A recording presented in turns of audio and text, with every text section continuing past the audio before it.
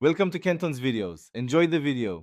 You begin by securing your data, because removing a lock can risk loss. Back up to Google or cloud now. Once backed up, make sure the Vivo has charge and is online, then go straight to Settings. Tap Passwords and Security, then Screen Lock. This is where Vivo stores your lock options. You'll see the current lock type. If you know the PIN or pattern, enter it to proceed. This first step verifies you're authorized and prepares the phone for safe removal of the lock. Now you authenticate with your existing PIN, pattern, or password. This proves ownership and lets the system allow changes. Once accepted, choose None or swipe to fully disable the lock. Alternatively, pick a different lock type if you only want to change it.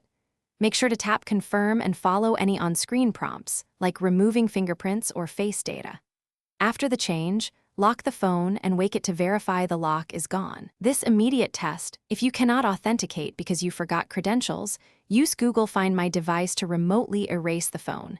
This requires the device to be online and signed into your Google account, and it removes the lock by wiping data.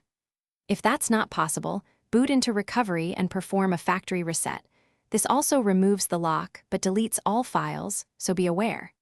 If these options fail or the phone shows FRP lock, contact Vivo service or an authorized technician. Only they can assist with account recovery or hardware issues safely.